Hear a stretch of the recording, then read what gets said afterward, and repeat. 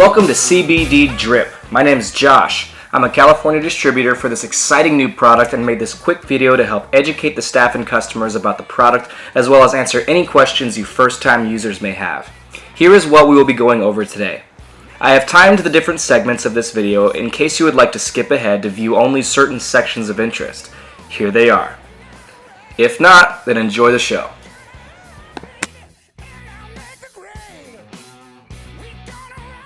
This is usually the first question clients and customers ask when first introduced to CBD Drip. Is this weed?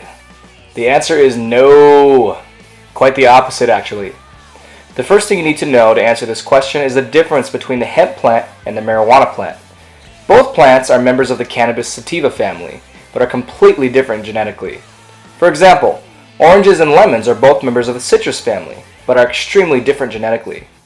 In comparison, lemons are extremely high in citric acid and lower in vitamin C, whereas oranges are lower in citric acid and extremely high in vitamin C. Same goes for the hemp and marijuana plant.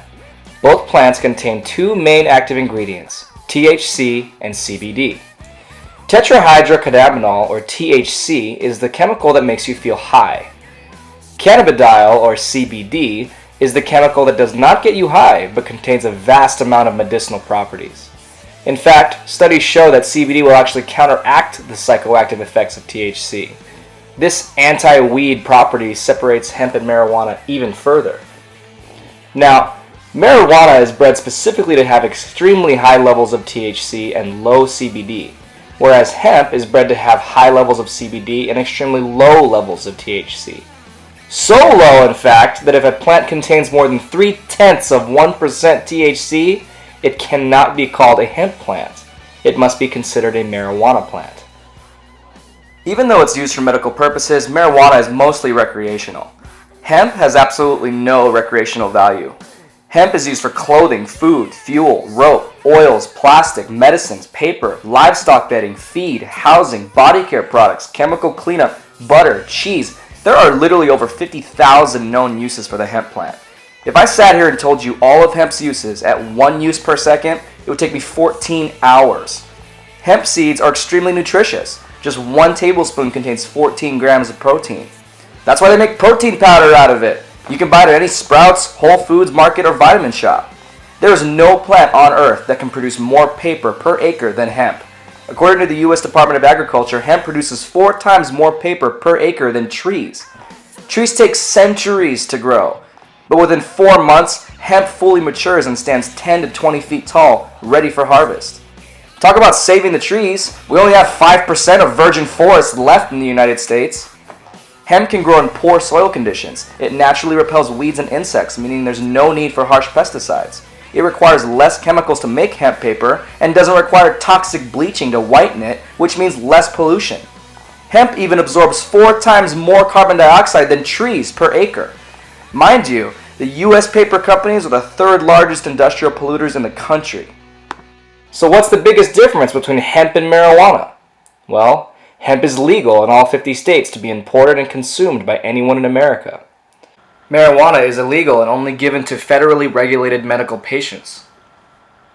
Unfortunately for our American farmers, they cannot legally grow hemp in America just yet. The only hemp allowed in the country must be imported and must be under 0.3% THC or it can be confiscated as illegal marijuana. This tragic comedy of having hemp legal to be imported from anywhere and consumed by Americans, but not letting American farmers grow it, is exactly why we have so many hemp activists trying to make hemp legal to be grown and give our struggling farmers jobs. Of course, you are allowed to grow hemp if you get a permission slip from the DEA for research or other purposes, but that's very difficult to obtain for the average farmer. I will go over that more in the CBD legality portion of this video. So why all this talk of hemp? Why does it matter? Because that's exactly where we get our CBD drip, directly from the industrial hemp plant. So if anyone ever asks you, is this weed? Now you know what to tell them. Absolutely not.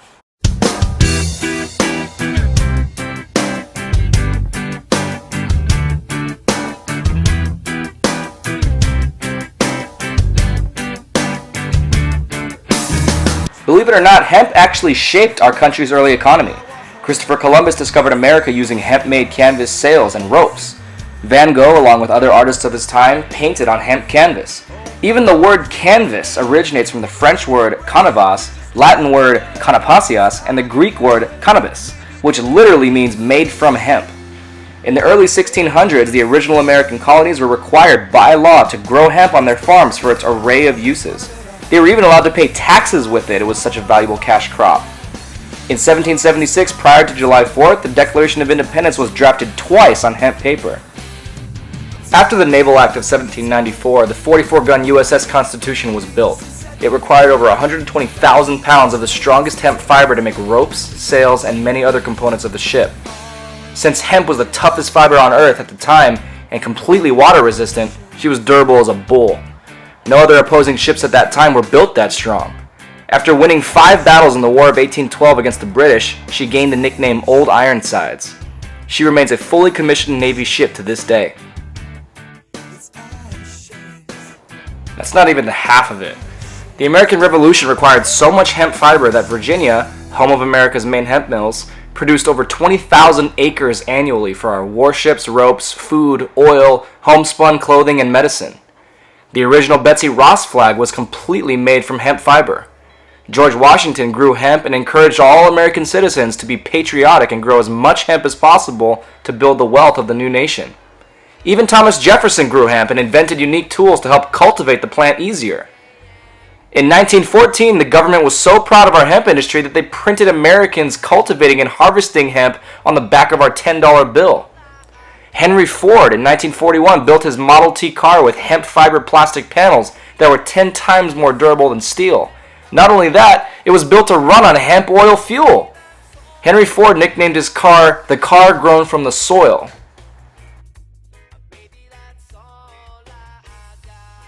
So why on earth would this amazing plant become illegal in the first place? The answer is simple economics. It was a threat to many uprising industries like the paper companies, gasoline companies, cotton companies, and pharmaceutical companies. How much money would all these companies lose if we immediately used hemp to make our paper instead of trees?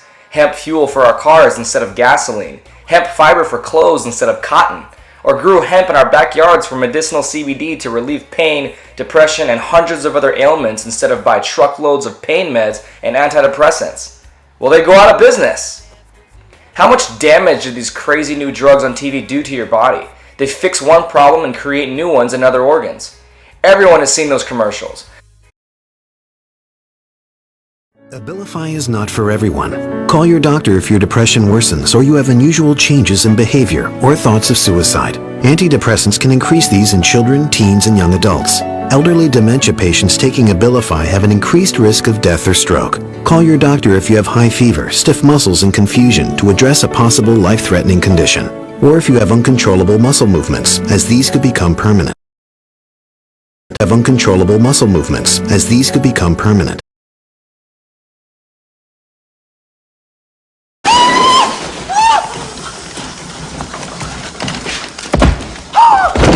High blood sugar has been reported with Abilify and medicines like it. In some cases, extreme high blood sugar can lead to coma or death. Other risks include decreases in white blood cells, which can be serious, dizziness upon standing, seizures, trouble swallowing, and impaired judgment or motor skills. Adding Abilify has made a difference for me. Yeah, let me just go ahead and pick up some of that. Yeah, right away. All the unknown damage it does to your body, yet Americans take pills by the handfuls every day. We live in a world of experimental drugs, and we are the guinea pigs. Oh, but there's a plant that can do more good for your body than any drug in the world with zero side effects that you can grow for free in your backyard that's been grown and used around the world by every civilization for thousands of years? Well, let's make that illegal. And that's exactly what the US government did to the hemp plant in 1937. Its cousin, marijuana, became illegal, and being in the same cannabis family, hemp and marijuana fell right into the same category as a Schedule I drug. Worse than the Schedule II drugs, cocaine and meth. Meth! You know the drug that makes you look like this? Yeah, worse than that. The banning of the cannabis plant by corrupt politicians and greedy corporations to stomp out the competition is something I encourage you to research for yourself. I could go on for hours about the injustice of the criminalization of cannabis, where the word marijuana actually came from, and the laundry list of corrupt politicians, yellow journalism, and greedy corporations responsible for the banning of hemp. But that's a video for another day. Go read for yourself. The racism and manipulation of the American people is unspeakable. What you find in 15 minutes of research will change your life like it did mine. Anyways, what's even more hilarious about the ban of hemp in 1937 is how the government changed their mind and removed the ban. December 7th, 1941, the Japanese bombed Pearl Harbor and the US finally joined in on World War II. The war required immeasurable amounts of resources. Guess what we needed? Hemp. The government encouraged farmers to grow as much hemp as possible for victory, posting posters everywhere saying, "Hemp for victory!" It was used for rope, fire hoses, sails, parachutes, and even uniforms. Yeah, it's all fun and games banning hemp until World War II breaks out and we actually need it because it's the most versatile plant on Earth. Then, of course, in 1957, prohibitionists reasserted the ban and nature was once again taken away. Decades passed in America, corporations grew, profits soared, and the monster called prescription drug abuse was born, while hemp was lost to the pages of history. It wasn't until the early 1990s that someone finally made a stand to get this incredible plant back into the economy. A few good men from Canada by the names of Martin Moravcsik, Alex Swiaski, and Mike Fata began banding together to fight for the hemp plant. It was a long, hard journey, but in 1998, hemp finally became legal in Canada. The three formed a company called the Manitoba Harvest, where they specialized in producing state-of-the-art hemp products and began importing them for sale in the US. Of course, this raised red flags with the US Drug Enforcement Administration, or the DEA, because they saw no difference between the hemp plant and the marijuana plant. October 9th, 2001, the DEA filed a rule with the Federal Register effective immediately that all hemp products containing any amount of THC, no matter how small, are hereby banned in the United States because, like marijuana, they contain THC, a Schedule I drug. They also issued that all of these hemp products be disposed of or removed from the United States within 120 days of the ruling. Now, like I said earlier, every hemp product on the shelves you see today in every vitamin shop and health foods market contains both CBD and less than 0.3% THC. You can't get it out of the product completely, it's impossible. It's naturally occurring. Poppy seeds on a poppy seed bagel have traces of opiates. Fruit juice contains traces of alcohol from naturally occurring fermentation. But there's just not enough of it to have any psychoactive effect, let alone fail a drug test.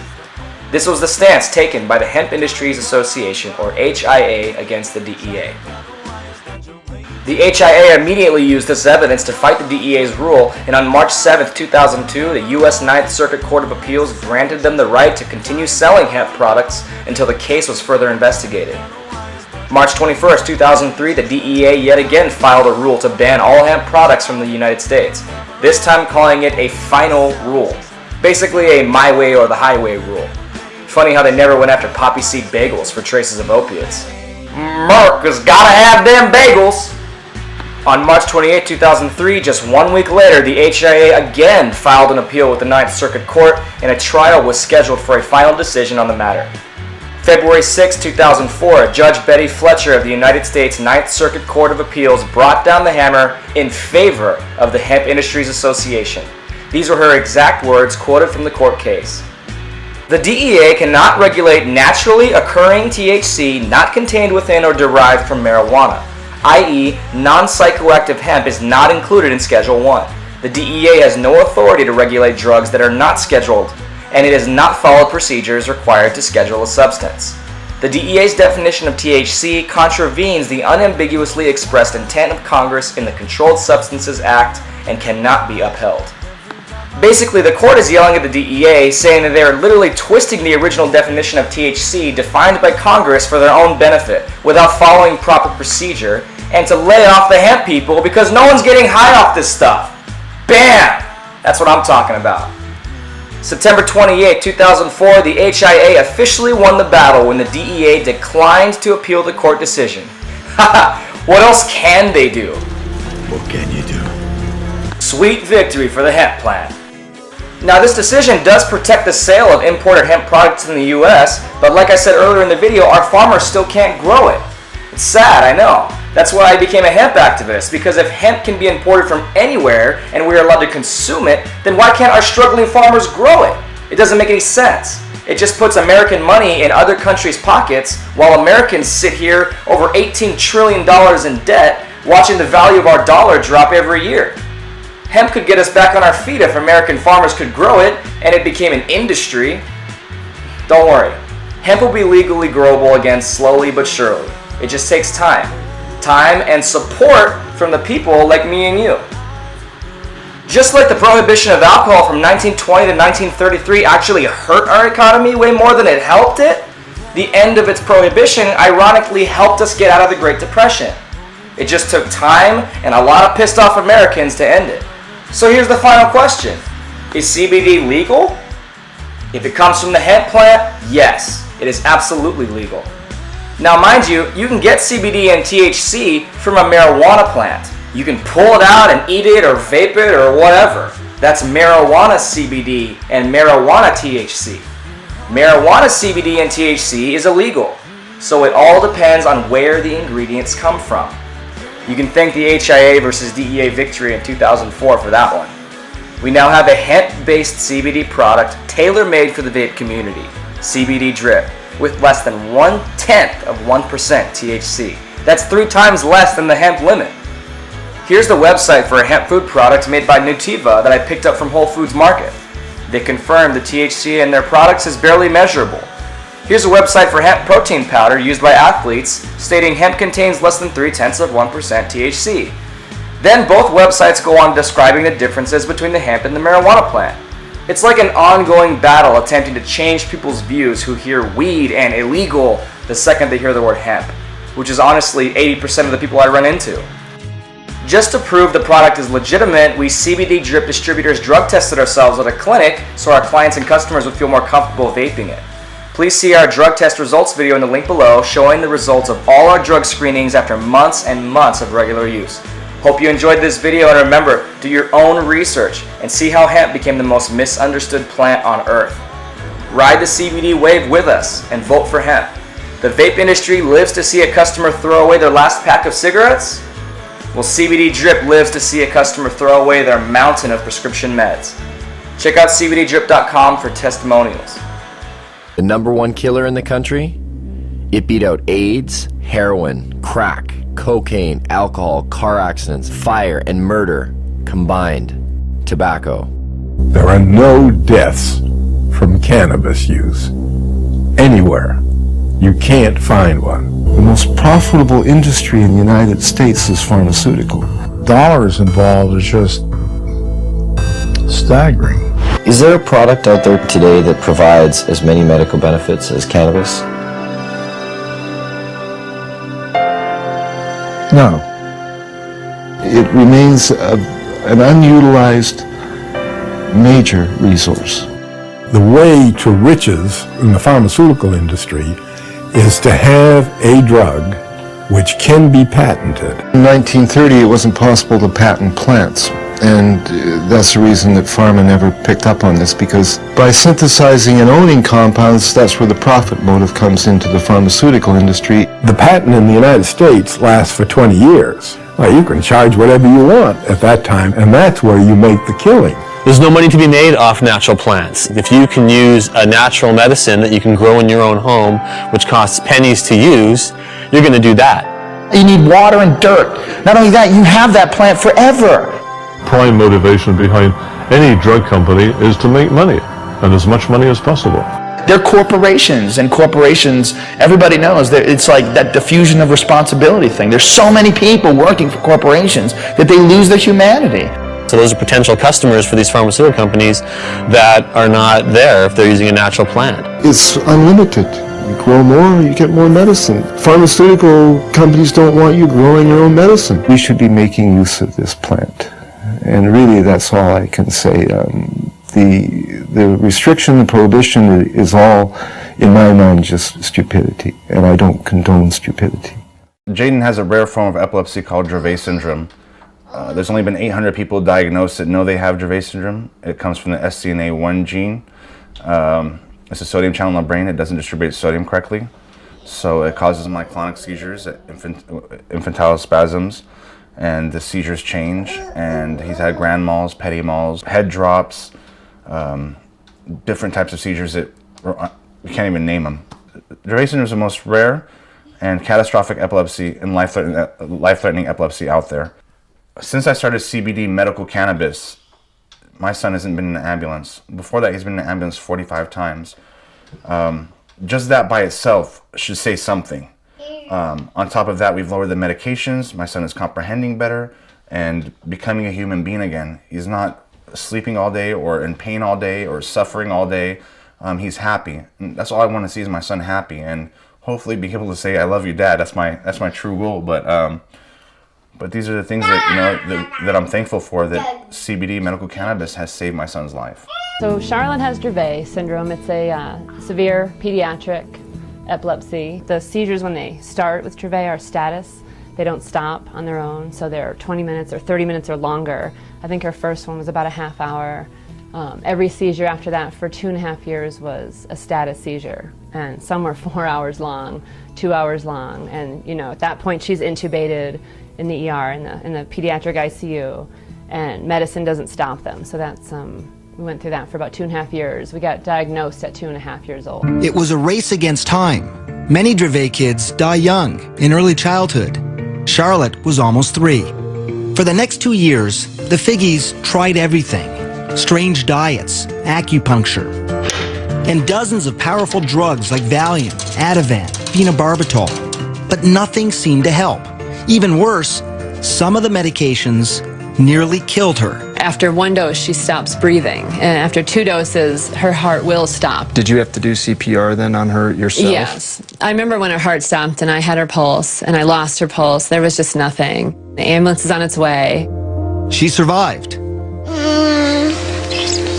You're okay. Mommy's here. A few times her heart has stopped during these using these drugs, and I've done CPR on her, and a couple of those times, I just sort of let go of the fact that just to keep trying with her, and I said my goodbyes to her, and as I'm doing CPR on her or in the hospital, kind of prepared myself for the worst. And she's still here, but she's been through a lot to get to this point. The doctor, she heard her history of seizures at that time and said, "We have to pull her last med that she was on." Her exact words, "We have reached the end of the line with medical options for Charlotte. And I don't know what to tell you, there's really nothing else we can do." And that's when we met the Stanleys, and that's when we got started on the CBD. After 6 months of, I really didn't think she would survive the seizures, at 300 seizures a week, roughly, of grand mal tonic-clonic seizures a week. Just to put in light what 300 a week is, it's about 4 an hour. It's one seizure every 15 minutes. So, sometimes it was every 5 minutes. It just never stopped. And so to see her seizure-free for 7 days. She went 7 days instantly. And we've been on it 9 months, and from that 300 seizures a week, she now has 0 to 1 tonic-clonic a week. And so it's greater than 99% seizure reduction.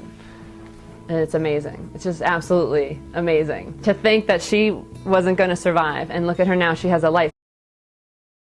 It's inevitable. I believe that the truth will set us free, and I think the truth is infectious, and I think that while cannabis per se is not addictive, learning about it quickly becomes. I used to believe it was right around the corner back in the 1970s. Check out the gray hair. I confess to being 61. I believe it will happen. I didn't used to. As recently as 2 or 3 years ago, I was convinced it was not going to happen in my lifetime. Once people understood these things, the prohibition would be gone. It would be gone in 10 years. Carl Sagan, who was a very good friend of mine, read the manuscript and he said, "Lester, you're so pessimistic. 10 years?" Well, here we are, 45 years later, and nothing has happened. Nonetheless, it can't help but happen. I mean, you can't sustain a lie like that forever.